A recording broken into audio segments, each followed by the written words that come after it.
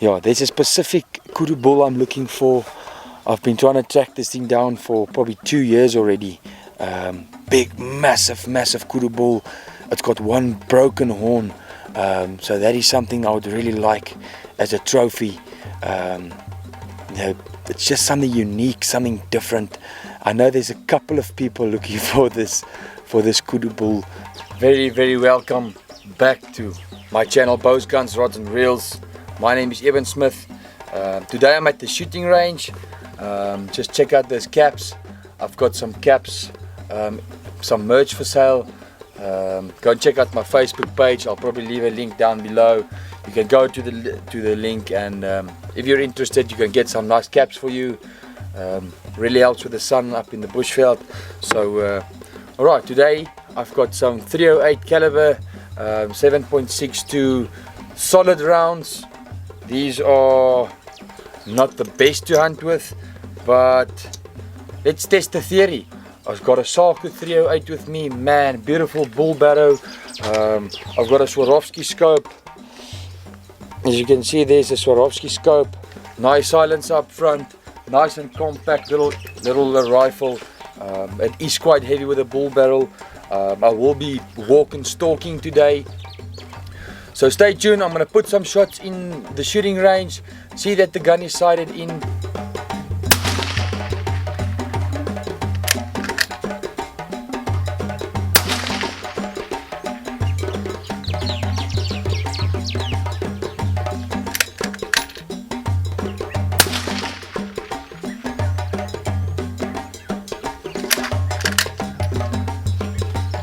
Right, so we are ready. Man, I shot a bit high, so I set it down, then I shot about this much above the bull, and then basically next to the bull. So it's 100 meters out. I'm happy. Let's go and put in some shots.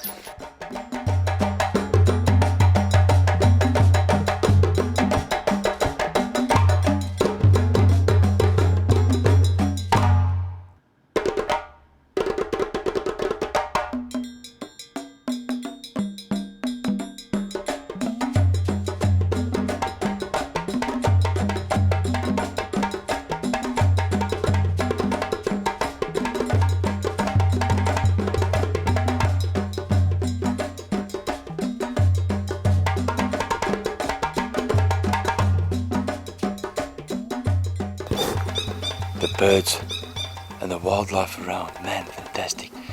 This tree behind me is a marilla tree. It must have been hit by lightning sometime. Just have a look at that. All just broken into bits and pieces. The wind is turning quite a lot. So the animals are quite wary.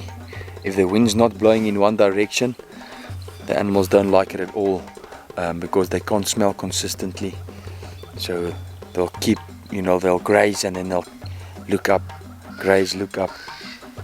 Yeah, the Swainson Franklin. Man, there's so much wildlife around me now. The grass is beautiful. Just have a look at the grass. As you can see, the buffalo and the zebra, as they are grazing here. You can see how they are eating. As you can see, look how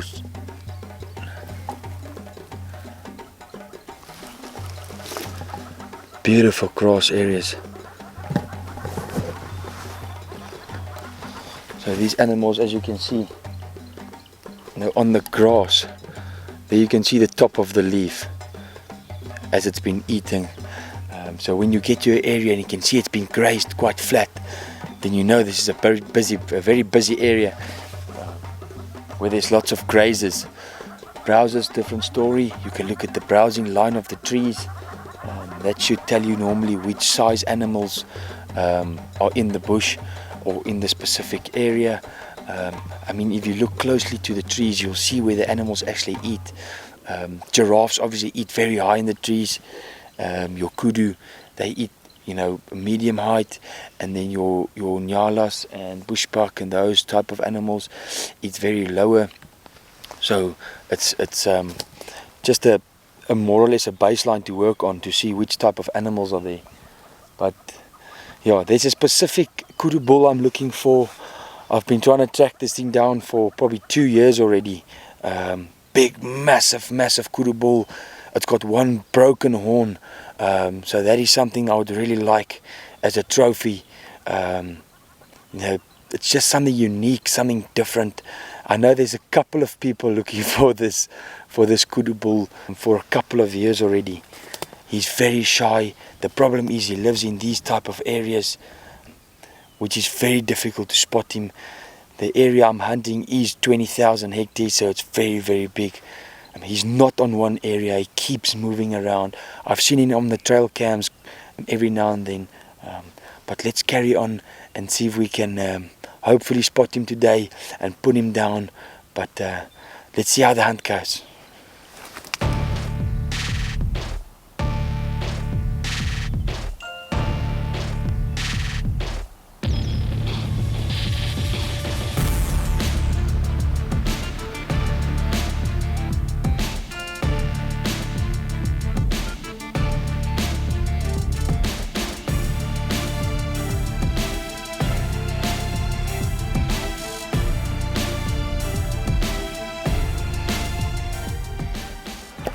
Chilies are behind me there. I'm in the wild Big 5 infested areas, so I have to be very awake, looking for signs. Those cheetahs look very sketchy, as if they caught something close by, because as I came walking along, they're moving off. As I came walking along, they just bedded down, trying to hide away from me. Man, fantastic. Up in the nature, the Big 5. I am alone, so I should be very wary and awake. There are lions, buffalo, a load of Big 5 animals in the area. So yeah, let's carry on.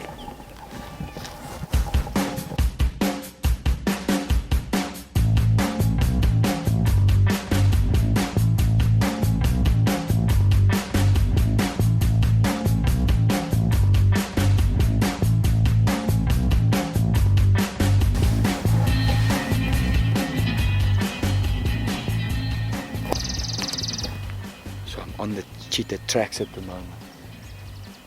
I don't see anything that they caught yet.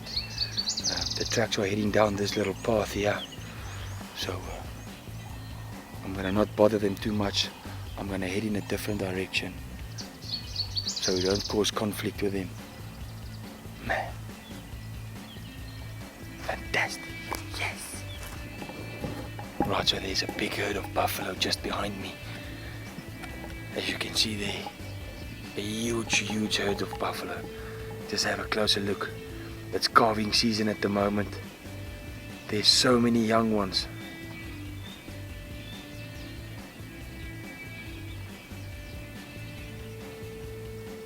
I'm just keeping an eye on them because they're very dangerous this time of the year with calves around, so let's get moving on.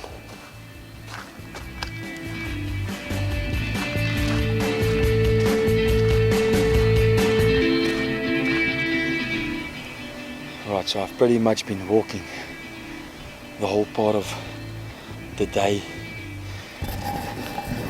Man, crazy. I haven't even seen a kudu bull. I saw some females. There's a tree behind me. I'm gonna get up in that tree stand. It's pretty high, it doesn't look high. Man, that thing's pretty high. There's some water close by. So I'm gonna get in the tree stand. Hopefully something comes in. I'll be looking for maybe impala as well, but specifically I'm looking for that kudu bull with a broken horn. Man, this thing's haunting me. I've been chasing this thing for so long. I don't have a lot of footage of this broken horned kudu, but let me get in the tree, get there, quiet down, and see if we can put down a kudu bull.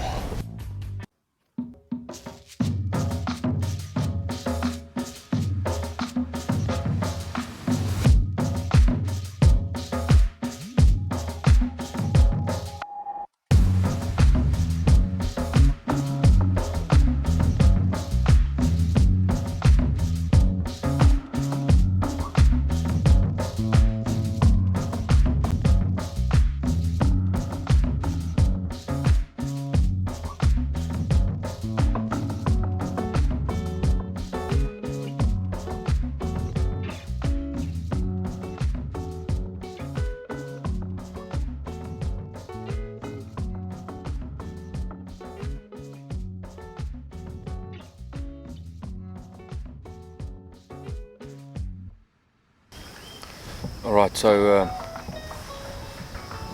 I haven't had much of action in this tree either. It's been pretty boring, no action. It's a quite a overcast day, which is not good for sitting in blinds or hides or tree stands. So yeah, what I'm gonna do, I'm gonna get down from the tree. We've got some kudu females. Just look how they camouflage. The problem is with this time of the day, they're all in the shade.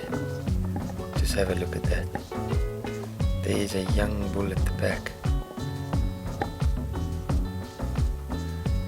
Big female. There's another female and a young one. Man.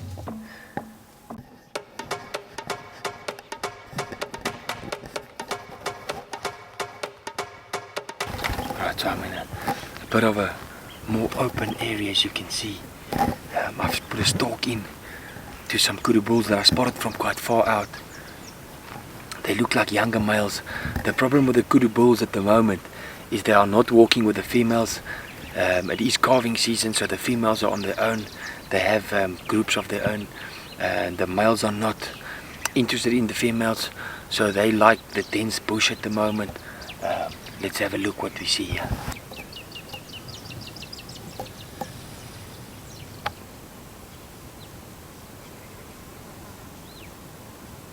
Man, the wind is very bad. They've just spotted me. The one just ran off. Young bull.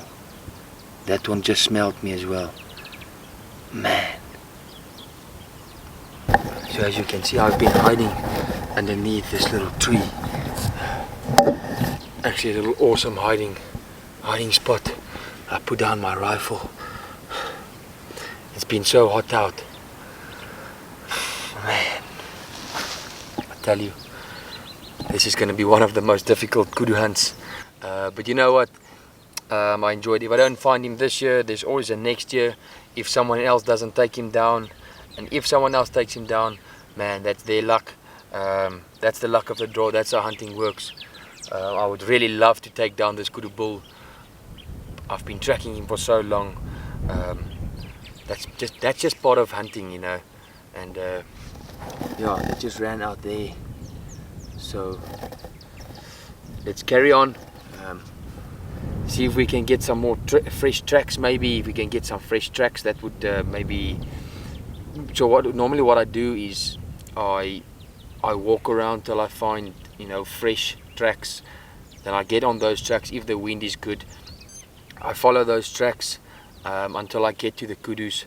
I mean, there are hundreds of kudus here, so I know more or less the area where the kudu bull is. So if I'm in that area, I find some fresh kudu tracks, I take the tracks and I just go with it. Sometimes you walk for an hour, sometimes 2, sometimes 3, sometimes you walk and you don't find them, depending on how fresh the tracks are. But man, fantastic time. The wind is starting to pick up now. The wind must have turned. Those kudu bulls smelt me. I'm sure they couldn't see me. They just smelt me and then boom, bolted off into the bush. So yeah, let's carry on. Right guys, so man, what a fantastic kudu bull. I've been trying to stalk this kudu bull for probably about 2 to 3 years now. That we've seen him. Massive kudu bull with a broken left horn. Man, it's been giving me such a tough time. I mean, we are in a really big area where you don't see the kudu bull every day. Maybe you'll see him once or twice a month, you know, for a glimpse.